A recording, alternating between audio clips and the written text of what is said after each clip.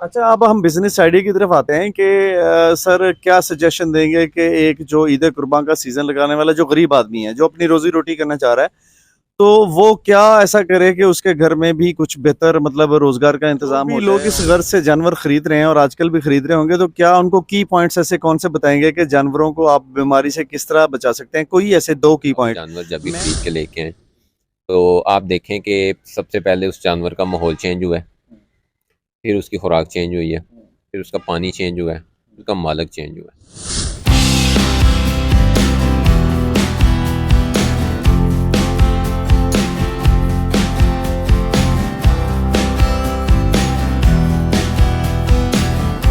अब हम business idea की तरफ आते हैं कि सर क्या सजेशन देंगे कि एक जो ईद कुर्बान का सीजन लगाने वाला जो गरीब आदमी है जो अपनी रोजी रोटी करना चाह रहा है, तो वो क्या ऐसा करे कि उसके घर में भी कुछ बेहतर मतलब रोजगार का इंतजाम हो जाए, और मतलब क्या ऐसा करे कि उसके लिए कुछ अच्छे मुनाफे का बंदोबस्त हो सके। और अगर वो पूरे साल ये नहीं समझ ले कि अपने एक घर चलाना चाहे उसमें, तो पूरा साल के लिए अपना जो है वो दाना गंदम जमा कर सके उतने पैसों में, ईद कुर्बान पे इतने पैसे जमा कर ले, तो क्या करना चाहिए उसको?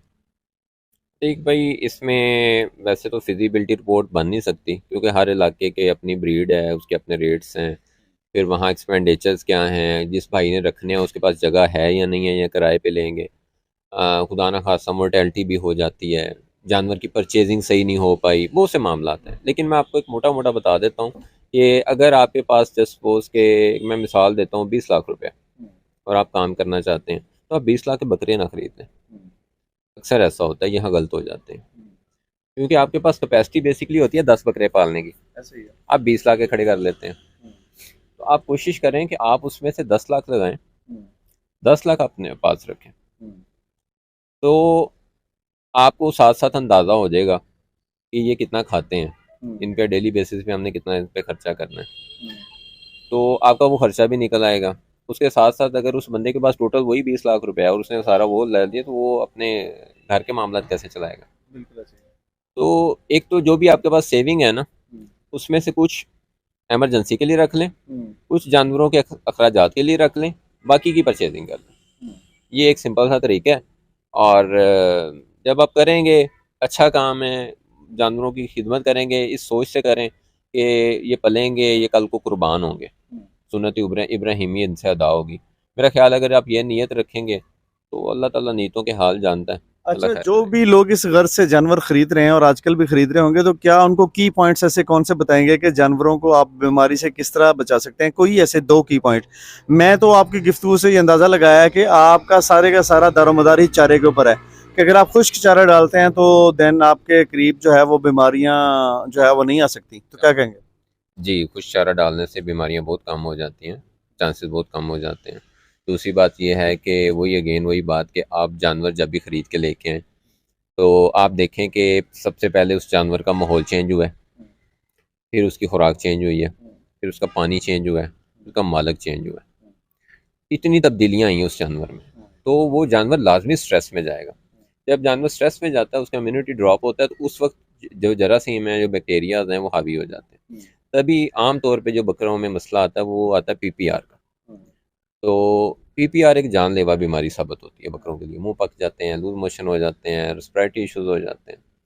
तो उसमें सबसे बेहतर जो मुझे समझ आती है वो यही आई थी, और अल्हम्दुलिल्लाह हम बचे भी हैं इस चीज़ से, कि हम जब बकरों को लेके आए हैं ना, तो हमने सिर्फ इनके सामने ला के ड्राई चारा डाला है, खुश्क लूसन और ये खुश्क मूंगफली का है, ये हमने इनके सामने डाला है। इनको एकदम से पालने की कोशिश नहीं की। हमारे भाई क्या करते हैं, जिनके पास ज़्यादा प्रॉब्लम आते हैं, शेयर भी करते हैं मेरे साथ, पता चलता है कि वो जानवर को लाते ही ना उसको एकदम से उस पर पालने की कोशिश करने लग जाते हैं कि यार अब मैं इसको लेके आया हूँ ना, तो ये कहीं थोड़ा सा कमज़ोर ना हो जाए, उसने होना है कमज़ोर, नेचुरल है। आप सिर्फ ये कोशिश करें कि वो उसमें कोई बीमारी ना आए, उसकी एनर्जी बहाल रहे, उतना वो खाता रहे। तो मैं आपको अपना बता देता हूँ कि मैंने ला के इनको सिर्फ ये दिया है। उसके बाद फिर हमने इनको पीपीआर की वैक्सीनेशन की, जैसे ही हम महसूस हुआ कि थोड़ा स्ट्रेस से बाहर है, उसके बाद इनको खस्सी करवा दिया। जब ये खस्सी से निकले हैं, खस्सी करवाने के बाद उस वो भी ड्रॉप हुए, इन्होंने वेट भी अपना गिराया, कमज़ोर हुए। तो उसके बाद फिर जब वहाँ से थोड़ा सा रिकवर हुए, तो फिर हमने इनको ईटी वैक्सीनेशन कर दी, ईटीवी कर दी, हेटेरोटैक्सेमिया की वैक्सीनेशन। वो भी बकरों के लिए, बकरियों के लिए एक जानलेवा बीमारी है, आंतरियों का जहर बाद हो जाता है बेसिकली। तो वो कर दी। अब उसके बाद फिर अब इनको वंडा देना शुरू किया, और वंडा बड़ा ऐसे स्लो, आप कह लें कि मैंने इनको 50 ग्राम से शुरू किया। 50 ग्राम, 60 ग्राम, ऐसे आप आहिस्ता आहिस्ता कोई भी खुराक जब बढ़ाएंगे आपका जानवर उस पर डेवलप होता चला जाएगा। क्योंकि आपको नहीं पता कि वो बकरे ने पहले कभी दाना भी खाया कि नहीं, उसने मकई भी खाई कि नहीं, उसने राइस वाले चोकर को चखा भी है कि नहीं। आप उसको एकदम से देंगे, वो लाजमी उस पर रिएक्ट करेगा। अच्छा, एक ये प्रॉब्लम भी होता है कि इसमें जो ताकतवर जानवर होते हैं वो कमजोर के ऊपर हावी होते हैं, नेचुरल चीज है।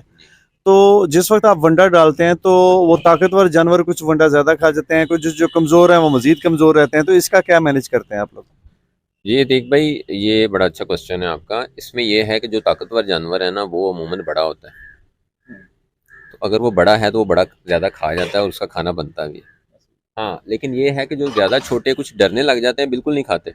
कुछ बड़े चिड़चिड़े से होते हैं, उनको एक तरह से वो टक्कर पड़ती है, वो दूसरी जगह से जाकर खाने लगे, वो खा लेते हैं। कुछ डर जाते हैं, ऐसी तबीयत के बकरे भी होते हैं बीच में। उनका फिर आपको ख्याल मालिक को करना पड़ता है। आपको जब आप वंडा डालें आपको सर पे खड़े होना पड़ता है।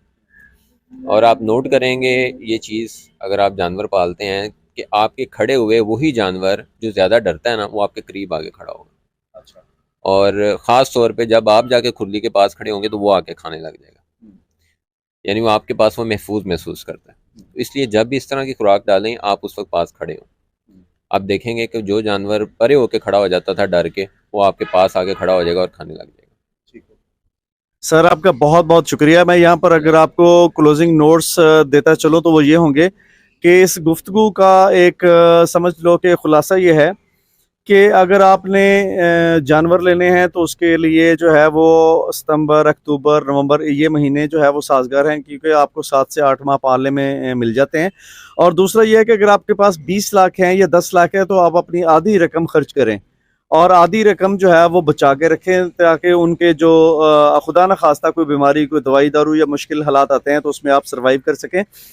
और तीसरी ये चीज़ है कि आपको एक स्पेसिफिक हम फिगर नहीं दे सकते कि आप वो जो एक प्रॉफिट होगा वो इतना होगा, क्योंकि आपकी लोकेशन, आपकी फ्री रेंज, आपका चारा अगर आप ख़रीद रहे हैं, अगर आपका जगह किराए की है, आपने मुलाजिम रखा हुआ है, तो वो हर एक की अपनी एक अलग सी जो है ना वो एक रेंज होती है। आपने किस अपनी जगह पर रखे हुए हैं, किराए की जगह ली हुई है, चारा कहाँ से उठा रहे हैं, क्या कर रहे हैं, तो वो आपकी जो एक्सपेंस हैं वो आपके अपने अरेंजमेंट के मुताबिक होते हैं। तो इसलिए आपका जो प्रॉफिट है वो सेम एज इस गुफ्तगू के मुताबिक नहीं बन सकता। तो इसलिए आप जो है वो अपने हिसाब से इसको मैनेज कर सकते हैं। लेकिन ये है कि ये एक प्रॉफिटेबल बिजनेस है और अच्छा बिजनेस है। आप इसमें यहाँ से जो है वो ख़रीदारी करके सितंबर अक्टूबर में एक अच्छा और बेहतरीन रोज़गार अपने बच्चों के लिए जो है वो कमा सकते हैं।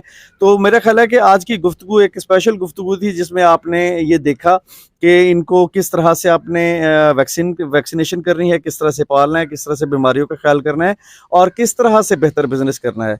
तो नजीबुल हसन साहब की खिदमत में दोबारा से जो है वो हाजिर होते रहेंगे, क्योंकि इनकी गुफ्तगू को लोग बहुत ज़्यादा पसंद कर रहे हैं यूट्यूब के ऊपर।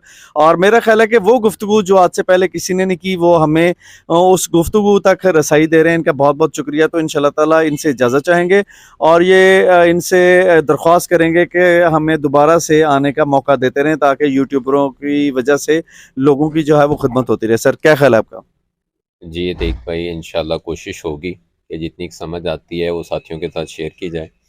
दूसरा, ऐसा नहीं है कि यूट्यूब पे या कहीं लोगों ने इन्फॉर्मेशन नहीं दी। बड़े बड़े अच्छे फार्मर्स हैं, बड़े बड़े समझदार फार्मर्स हैं और वो इन्फॉर्मेशन देते हैं। और हाँ, ये ज़रूर है कि ये मुमकिन है कि जो साथी आपकी वीडियो देखी उन्होंने उनकी ना देखी हो। तो अल्लाह खैर करेगा इंशाल्लाह। जो थोड़ी बहुत समझ आएगी ज़रूर कोशिश होगी कि आपको आपके साथ शेयर की जाए। और टाइम ही टाइम है जी, एनी टाइम। सर आपका बहुत बहुत शुक्रिया, बहुत बहुत शुक्रिया।